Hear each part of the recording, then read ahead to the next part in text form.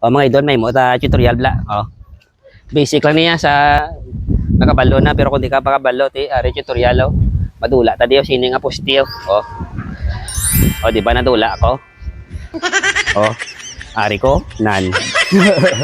Itudlo tani sa kapkat mga idol. Ta. Let's go.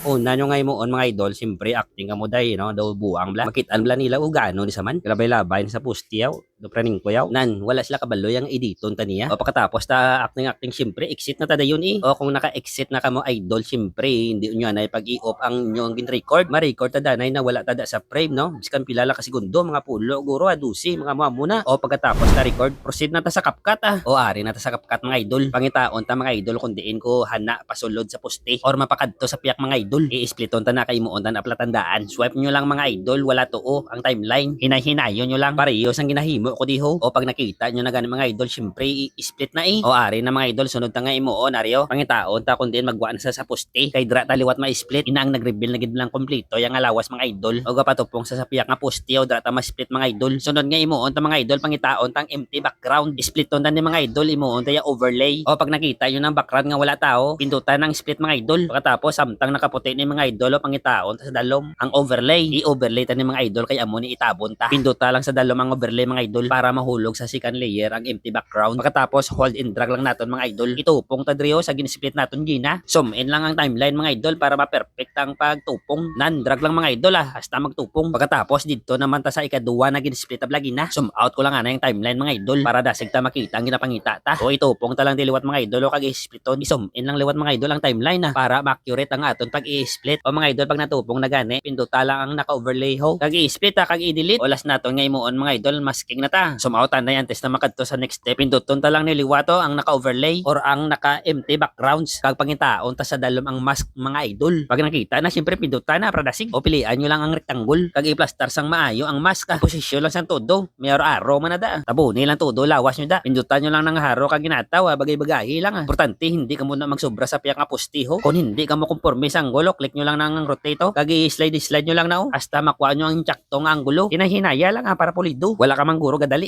O pagkatapos nyo set sang rotate, ari importante pag inibutang i-feeder biskan tatlo lang para mag-smooth man para wala linyang makita. Sa aton nga ginamasking-masking. O pagkatapos pinduta lang ang checks dalom para mag-back. Ari na preview be. O play ta be. O. Wow, perfect. Okay na ni, butangan na lang sound effects kag i-export O mga idol, base may mga question ka mo da, comment nyo lang sa comment section Gain man tada bibis ka isa lang ka heart, kag i-share man ni Biho ang ini nga tutorial para makalabuot man ini sa gusto magtuon kung paano mag-edit gamit si CapCut. Labi na gid sa mga beginner da, kabay pa makalabot ini sa ila no. So thank you gid sa inyo mga idol sa pag-usik nyo sang oras sa paglantaw sang akon nga video. Thank you.